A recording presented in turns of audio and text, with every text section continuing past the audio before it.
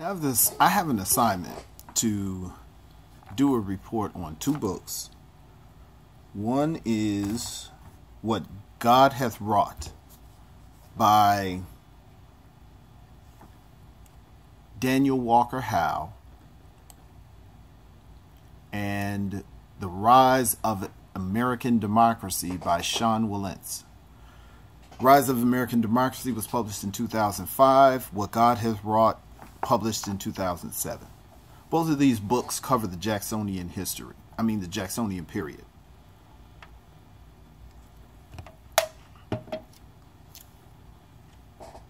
Wilentz feels that American democracy is directly related to three presidents, the major forming of it. President Jefferson, Jackson, and Lincoln. Jefferson, because Jefferson was an aristocrat. The first three presidents were aristocrats.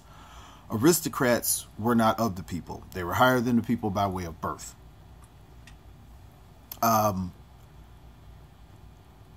Jefferson was the first person who was born an aristocrat, but had liberal ideals. And he was kind of breaking away and opened the door for democracy.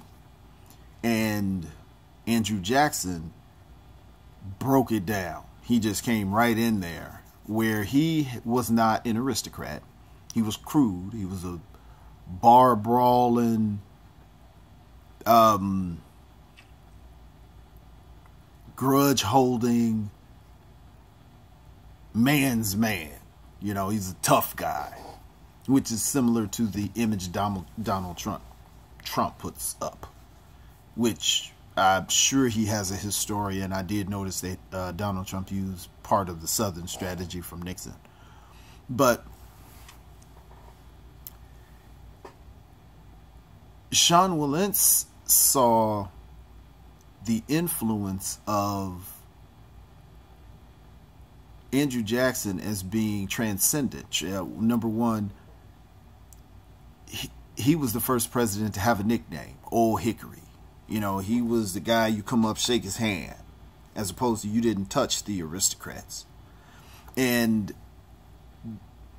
during the Jacksonian period, there was an 80% participation rate, where people were really into politics.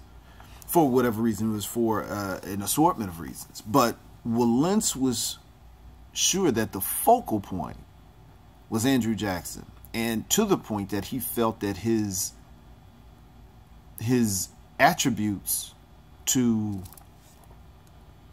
the democracy created within the republic, to include poor white men, made a democracy a reality, though we know it was only for white men, which really makes a republic or an oligarchy, because white men were not they were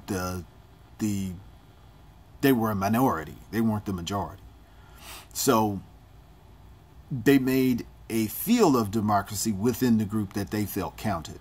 And because he felt that that was so important, again, talking about Wilentz, that he excused the fact that Andrew Jackson put himself as a man representing the poor people, but he was not a poor man at all.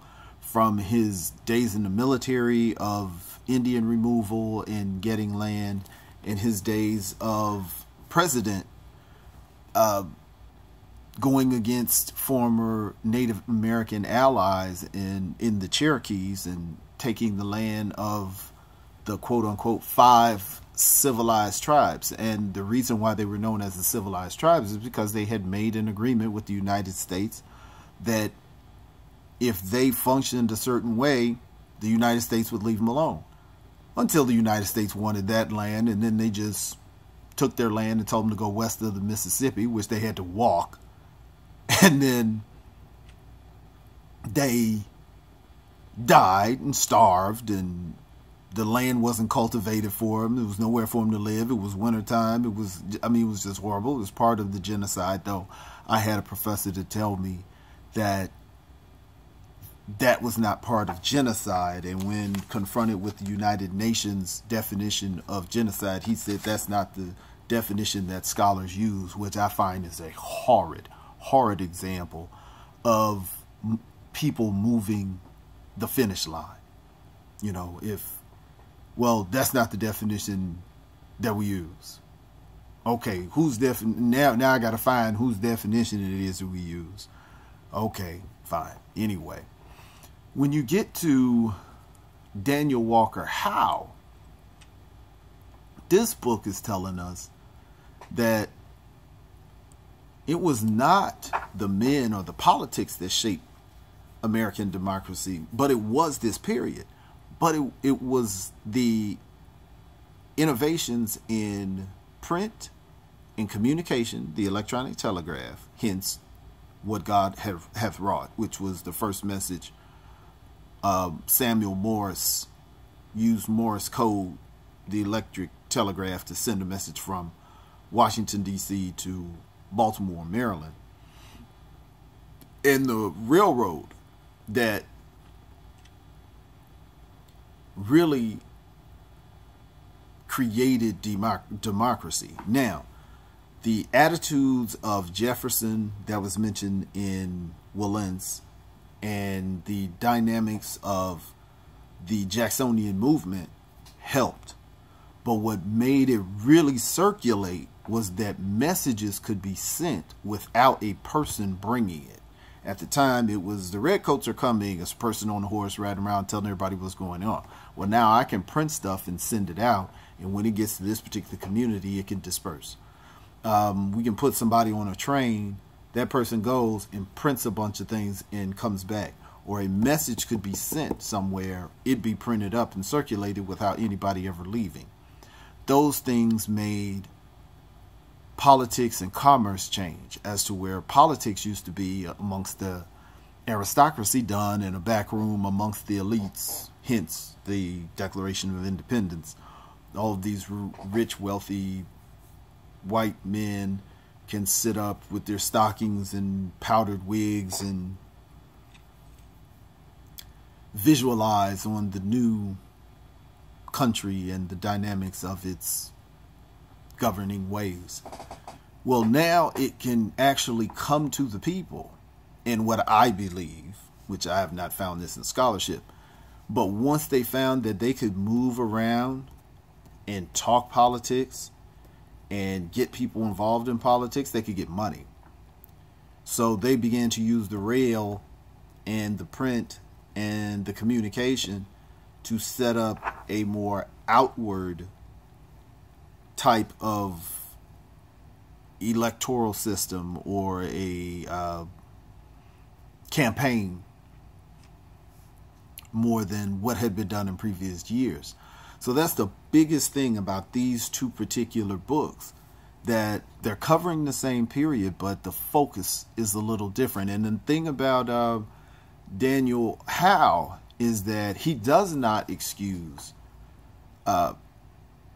the misgivings of Jackson's attitude, relationships, grudge holding, poor decisions, violence, slave ownership, Native American abuse, theft of land. He doesn't forgive him those things, and he addresses them. He does pay him homage for his and his administration's influence, but that's where the two books line up.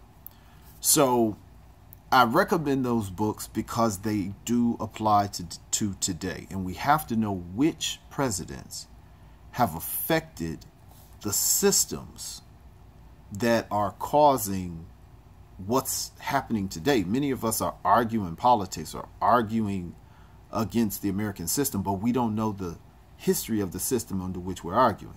It's like people are, will talk to me about the Bible and have studied what's in the Bible, but they haven't studied the history of the Bible. If they knew that the Bible was actually published 300 years after Jesus and the disciples had passed away, they would probably have a different understanding. If they knew that the King James Version of the Bible was published in 1611, they would probably have a different view of the Bible.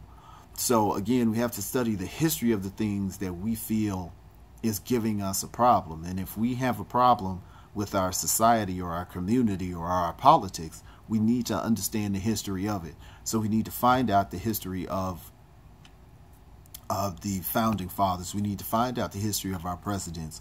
We need to find out scholarship that's been put out on the economic histories of founding fathers, and that much of their voting is aligned with their setting up of the country.